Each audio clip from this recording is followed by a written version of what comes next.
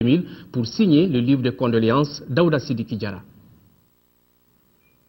Drapeau en berne, c'est tout le peuple ivoirien qui est endeuillé par le drame survenu dans la nuit du 31 décembre au 1er janvier à Abidjan. Au moins 61 personnes sont décédées et une cinquantaine ont été blessées. Pour compatir à la douleur de ce peuple frère, le Premier ministre Django Sissoko s'est rendu à l'ambassade ivoirienne pour signer le livre de condoléances au nom de tout le peuple malien. C'est en fait le président de la République qui m'a chargé de venir signer le livre de condoléances ouvert à l'ambassade de Côte d'Ivoire au Mali à l'occasion du drame que le peuple frère de Côte d'Ivoire vient de vivre. Et c'est tout à fait normal étant donné les excellentes relations qui unissent nos deux pays et nos deux chefs d'État.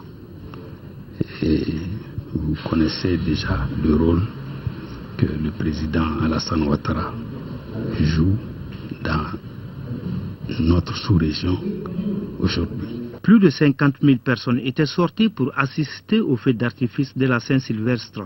Les autorités ivoiriennes ont décrété un deuil de 3 jours à compter du 2 janvier.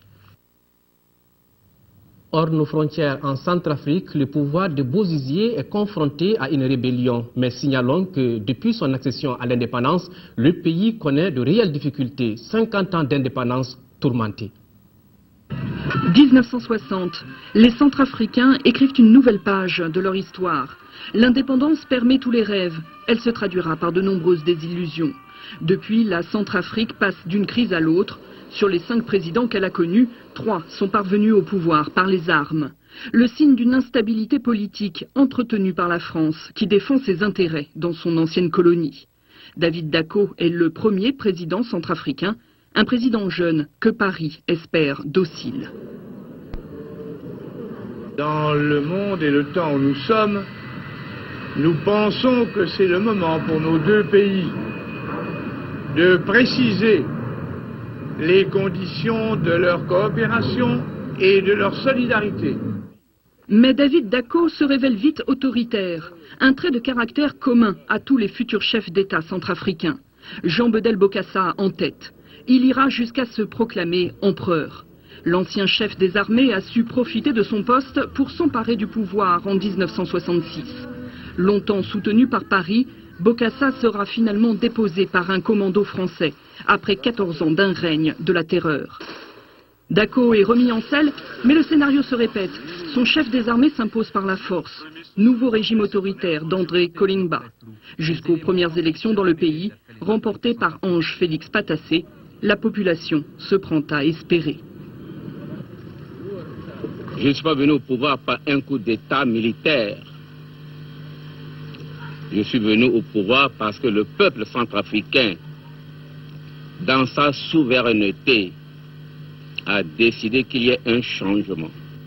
Mais comme ses prédécesseurs, Patassé rechigne à partager le pouvoir. En Centrafrique, la démocratie bute sur l'éternelle peur du coup d'État. Les mutineries menacent. 10 ans de présidence sous haute tension qui s'achève le 15 mars 2003 avec la prise de pouvoir de François Bozizé, soutenu par le Tchad. Depuis, François Bozizé n'est jamais parvenu à instaurer la stabilité sur tout le territoire.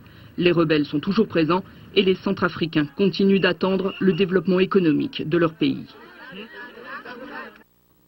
En Afrique du Sud, la tradition a été respectée. Des milliers de jeunes ont défilé hier dans les rues du Cap, un carnaval hérité du XVIIIe siècle. Suivons l'historique de cette fête colorée. Paillettes, costumes aux couleurs chatoyantes. Chaque année, le 2 janvier, ils sont des milliers déguisés en ménestrels à défiler dans les rues du Cap sous l'œil conquis des touristes. J'adore voir les enfants qui défilent. Ils dansent, ils ont le sourire aux lèvres. C'est génial d'être ici. Les gens adorent faire la fête, c'est plein de bonne humeur, c'est très coloré, joyeux, j'adore. Un carnaval en apparence, bien plus que ça. Ces danseurs célèbrent une tradition héritée du XVIIIe siècle. Le 2 janvier était le seul jour de congé annuel accordé aux esclaves. Interdit de 1er de l'an, ils fêtaient avec un jour de retard l'année nouvelle, grimés, incognito, Ils venaient tirer la langue devant la maison de leur maître, un pied de nez, une forme de rébellion. Ils peignaient leur visage, ils portaient des déguisements colorés. Le défilé que vous voyez aujourd'hui au Cap existait déjà il y a plus de 100 ans. Un siècle et demi plus tard, la tradition persiste. 2013 a été accueilli comme il se doit. Découvrons à présent l'essentiel de l'actualité dans le monde en bref et en images avec comme premier sujet qui nous amène au Soudan avec la libération de 2 casques bleus jordaniens après 4 mois de captivité, en Côte d'Ivoire où l'enquête policière sur la bousculade qui a endeuillé le pays dans la nuit de la Saint-Sylvestre se poursuit, et au Zimbabwe où les élections présidentielles approchent. Au Soudan, libération de 2 casques bleus jordaniens après 4 mois de captivité au Darfour. Les 2 hommes sont apparus mercredi devant la presse à Khartoum sans faire de déclaration, fatigués mais en bonne santé. Aucune information n'a filtré sur les ravisseurs. L'ONU a demandé au gouvernement soudanais d'enquêter sur cet incident et de poursuivre les responsables en justice le plus rapidement possible. En Côte d'Ivoire, la cellule de crise de l'Office national de protection civile a fait le point jeudi sur la bousculade tragique du Nouvel An. 61 personnes sont décédées à cause de l'incident, 2 autres dans des circonstances indéterminées. Pour l'heure, 52 corps ont été identifiés. La cellule de crise est là pour renseigner les familles et le gouvernement apportera le soutien moral et matériel aux familles. Les conclusions de l'enquête policière seront rendues publiques vendredi après le Conseil des ministres.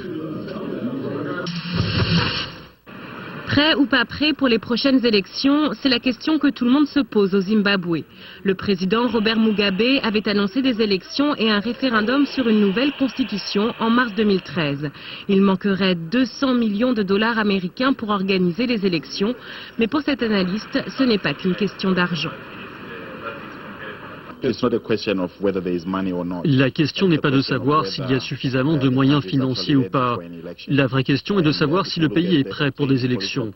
Si vous observez de plus près le processus électoral, en cherchant à déterminer s'il est indépendant du pouvoir ou pas, vous verrez alors qu'il est inconcevable d'organiser une élection au Zimbabwe d'ici cet été. Les élections devraient opposer l'actuel président Robert Mugabe, 88 ans, au pouvoir depuis 25 ans, et son premier ministre Morgan Tsvangirai, grande figure de l'opposition. Voilà, c'est tout pour ce journal. Merci de l'avoir suivi. Je vous retrouve tout à l'heure pour la grande édition du soir. D'ici là, nos pensées vont à nos compatriotes des régions vivant sous occupation. Nous sommes de cœur et d'action avec eux. À tout à l'heure.